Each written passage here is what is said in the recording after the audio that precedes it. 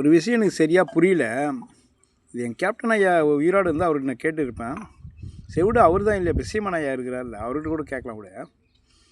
இன்றைக்கி தான் நான் யூடியூப் சேனலில் பார்த்தேன். ஆதவ அர்ஜுனான்றவர் வந்து விவசாயத்தை விட ரொம்ப கஷ்டப்பட்டு முன்னேற தொழில் எதுனா விளையாட்டுத்துறைன்றார். அதாவது விவசாயியை வந்து ரொம்ப ஈஸியாக, விளையாட்டுத்துறை தான் ரொம்ப கஷ்டன்றார். அது எந்த அளவுக்கு உண்மைன்னு தெரியாது. ஆனால் இருந்தாலும் அவர் சொல்கிறது பார்த்தா ஒரு வகையில் விளையாட்டு வந்து கஷ்டம் தான், இல்லைல்ல. விவசாயம் வந்து ஈஸி தான். இனிமேல் சும்மா நெல் எடுத்து போய் அப்படியே விசாட்டா அது நம்மளுக்கு தேவையான உணவு எல்லாமே விளைஞ்சிட்டு வந்தது. நெல் மட்டுமே விளைஞ்சிடுது, எல்லாம் அனைத்து வகை வெளிச்சலும் வந்துடுது. நான் தெரியாமல் தான் கேட்குறேன் சார். விளையாட்டுத்துறை தான் ரொம்ப சிறப்பானதுன்னு சொல்கிறீங்களே, அவங்கள ஒரு 10 நாளைக்கு பயிற்சியிலே விளையாடின்னு சொல்லலாம், உணவை தேடி போகாமல்.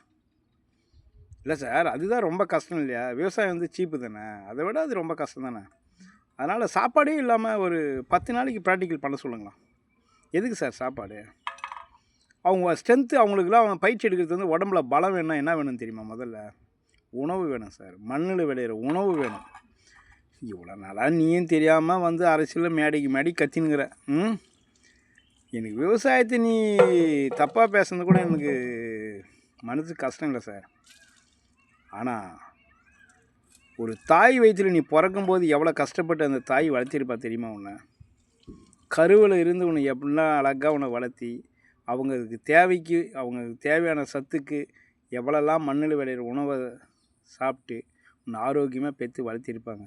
அந்த கருவறை கூட கொஞ்சம் கஷ்டம்தான் சொல்லியிருந்தா கூட நான் உண்மையிலே சந்தோஷப்பட்டுருப்பேங்க. ஒரு விளையாட்டுங்க, என்னங்க விளையாட இருந்தாங்க அந்த காலத்தில் சொல்லு. விளையாடுன்றது நாளைக்கு எல்லாருமே போய் விளையாடிட்டே இருந்துட்டு ஆகிடுமா? உணவுக்கு எங்கே போவீங்க? ஏன் சார் தெரியாமல் எல்லா பேச்சும் விட்றீங்க?